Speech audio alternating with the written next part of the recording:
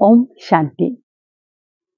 প্ৰেম কৰক, সকলো সম্বন্ধ কৰক, কিন্তু যেতিয়া সম্বন্ধ গঢ়িবলৈ যায়, হয় প্ৰেমৰ সম্বন্ধ নতুবা অন্য সম্বন্ধ, তাত নিজক 100% ঢালি নিদিব, নিজক 100% আপুনি তাত উজাৰি নিদিব।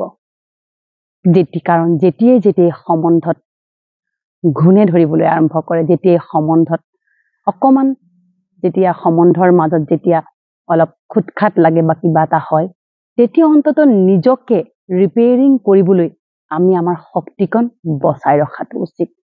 এতিয়া প্ৰেমৰ নামত যেতিয়া সম্বন্ধ হয়, প্ৰেমিক সম্বন্ধবিলাক প্ৰেমিক প্ৰেমিকাৰ মাজত বহুত দিন এক দীৰ্ঘম্যাদী হৈ নচলে। তাৰ কাৰণটো হৈছে আমি প্ৰথমতে যেতিয়া আমি ৰিলেশ্যনশ্বিপত আহোঁ, তেতিয়া অহাৰ পিছত আমি এজনে আনজনক অতি বিশ্বাসৰে, অতি স্নেহৰে, অতি আত্মিক স্নেহৰে আমি এজনে আনজনক আঁকোৱালি লওঁ বা জীৱনটো আমি একেলগে কটাম বুলি আমি সিদ্ধান্ত লওঁ।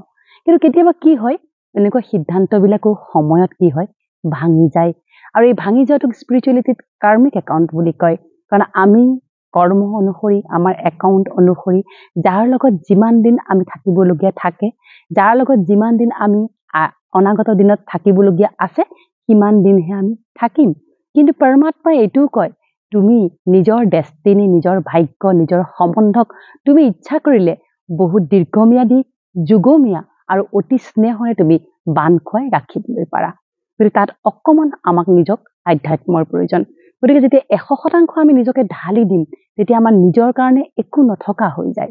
আৰু যেতিয়া নিজৰ কাৰণে একো নাথাকে, তেতিয়াই কি হয়, আচলতে হতাশাগ্ৰস্ত হয়, ডিপ্ৰেশ্যনত ভোগে আৰু বিভিন্ন ধৰণৰ বহু বেছি মানসিক এংজাইটি বা মানসিক ৰোগীলৈ আমি পৰিণত হোৱা দেখিছোঁ। গতিকে প্ৰেম কৰক, সম্বন্ধ কৰক, সকলো কৰক, কিন্তু নিজক সৰ্বপ্ৰথমে স্পেচ দিয়ক।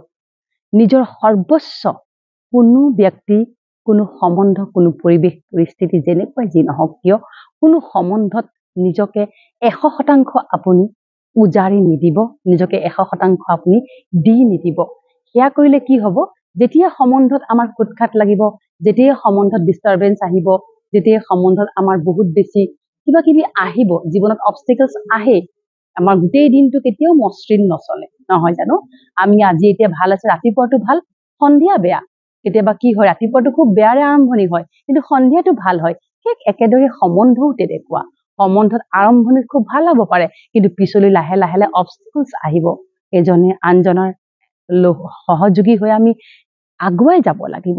তেনেস্থলত যেতিয়া অপজিটজনৰ পৰা বহুত ডাঙৰ এটা অবষ্টেকলছ আহি যায়, অপজিটজনৰ পৰা যেতিয়া আপোনাৰ বহুত ডাঙৰ এটা আঘাত আহি যায়, বিশ্বাসঘাতক আহি যায়, তেতিয়া আপুনি আপোনাক ৰিপেয়াৰ কৰিব পৰাকে আপোনাৰ ভিতৰত শক্তি সঞ্চয় কৰি ৰাখিব লাগিব। সেইবাবে পৰমাত্মাই কয়, সকলো সম্বন্ধৰ গঢ়াৰ আগত মোৰ লগত সম্বন্ধ গঢ়া।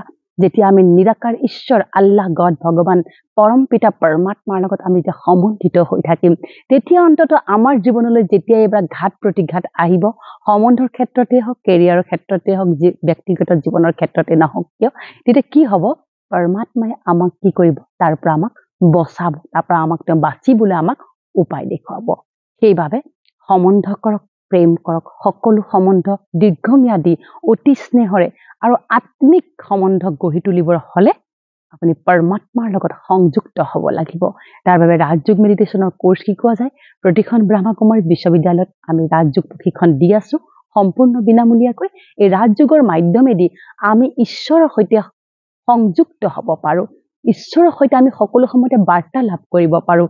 ঈশ্বৰ, আল্লাহ, গড, ভগৱান, পৰম পিতা পৰমাত্মাৰ সৈতে আমি সকলো সময়তে সংযুক্ত হৈ আমাৰ জীৱনলৈ যিবিলাক ঘাত প্ৰতিঘাত আহে, যিবিলাক বাধা বিঘিনি আহে, যিবিলাক বিপদ আহে, সেইবোৰ আমি ঈশ্বৰক আমি মুহূৰ্ততে সমৰ্পণ কৰি দিব পাৰোঁ।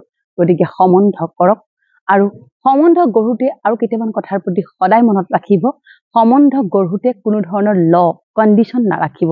তাৰমানে মই বিচাৰিছোঁ সম্বন্ধটো এনেকেই যাওক, মোৰ মতেই তেওঁ হওক, অপজিটজনক যেনেকৈ আমি এক্সপেক্টেশ্যন ৰাখোঁ যে তেওঁ এনেকুৱা, তেওঁ তেনেকুৱা, তেওঁ এনেকুৱা কিয় নহয়। পৰমাত্মাই কয়, এই পৃথিৱীৰ সকলোৱে বেলেগ বেলেগ, কিন্তু কোনো ভুল নহয়। আমাৰ প্ৰতিজনৰে সংস্কাৰ বেলেগ বেলেগ, কিন্তু কেতিয়াও ভুল নহয়। আমি এটা অৰ্গেনাইজেশ্যনত কাম কৰোঁ, কিমান বিভিন্ন সংস্কাৰৰ আমি সকলোৱে একেলগে বহি কাম কৰোঁ, অৰ্গেনাইজেশ্যনটোৰ উন্নতিৰ কাৰণে কাম কৰোঁ। ঘৰত আমি পৰিয়ালত সকলোৱে একেলগে থাকোঁ, কিন্তু পৰিয়ালটোৰ উন্নতিৰ কাৰণে আমি কি কৰোঁ? সকলোৱে লগে ভাগে মিলি কাম কৰোঁ বা মিলিজুলি একেলগে থাকোঁ। ঠিক একেদৰে যেতিয়া প্ৰথম সম্বন্ধ গঢ়িবলৈ যাওঁ, আমি এটা জীৱনৰ কি আছে আচলতে আমি এটা সম্বন্ধ মানে এটা অৰ্গেনাইজেশ্যন, আমি সম্বন্ধক আমি এটা অনুষ্ঠান হিচাপে ল'ব লাগিব যে আমি সম্বন্ধ গঢ়িবলৈ গৈ আছোঁ। সেই সম্বন্ধত এজনে আনজনৰ কমি কমজুৰি দেখিব পাৰোঁ, আহিব পাৰে। প্ৰত্যেকজনে কমি কমজুৰি লৈ জন্মগ্ৰহণ কৰিছে এই পৃথিৱীত, কোনো পাৰফেক্ট নহয়।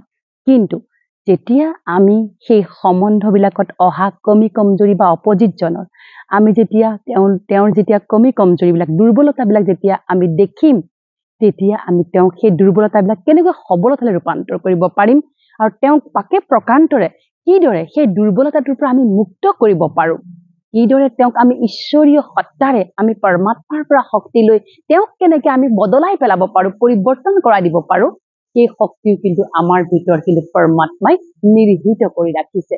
গতিকে সম্বন্ধ ভাঙিলে কেতিয়াও চিন্তা নকৰিব। প্ৰেমত বিফল হৈছে, প্ৰেমত ব্ৰেকআপ হৈছে বাৰে বাৰে, কেতিয়াও আপুনি চিন্তিত নহ'ব। কেৱল এইবাৰ যেতিয়া আপুনি সম্বন্ধ গঢ়িব, সেই সম্বন্ধ গঢ়াৰ আগত নিজক তৈয়াৰ কৰি লওক।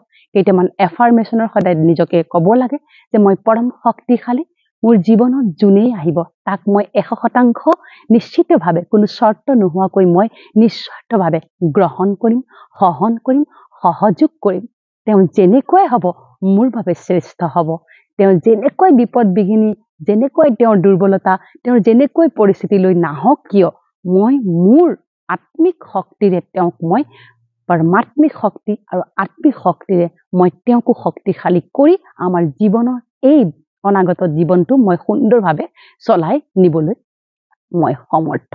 গতিকে প্ৰথমতে নিজক শক্তিশালী কৰক, নিজৰ মানসিক শক্তিক মনোবলক দৃঢ় কৰক। সদায় ক'ব মই প্ৰেম স্বৰূপ, প্ৰেম মোৰ স্বধৰ্ম, প্ৰেম মোৰ জনম সিদ্ধ অধিকাৰ। মই মোৰ জীৱনলৈ অহা প্ৰতিজনকে নিস্বাৰ্থ প্ৰেম কৰোঁ, মোক তাৰ বিনিময়ত একো নালাগে। সকলোৱে মোৰ ভাৱে ভাল, যোন মোৰ লগত সম্বন্ধত আছে সকলোৱে পাৰফেক্ট, সকলোৱে ভাল। এনেকৈ যদি আপুনি কৈ থাকে আপোনাৰ আত্মিক বল বাঢ়িব আৰু তেতিয়া সম্বন্ধত আপোনাৰ কেতিয়াও ব্ৰেকআপ নহয়, কোনো ধৰণৰ প্ৰেমৰ সম্বন্ধ আপোনাৰ বিফল নহ'ব।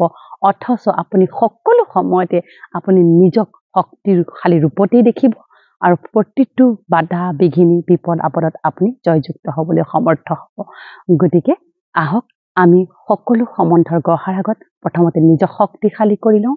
নিজক শক্তিশালী কৰি লোৱাৰ লগে লগে আমাৰ শক্তিৰ ভাইব্ৰেশ্যন প্ৰকম্পন অপজিতজনে অনুভৱ কৰিব, লগত থকা সকলে অনুভৱ কৰিব আৰু আমাৰ মাধ্যমেদি তেওঁলোকো শক্তিশালী স্বৰূপলৈ তেওঁলোক ৰূপান্তৰ হ'বলৈ সমৰ্থ হ'ব। ওম শান্তি।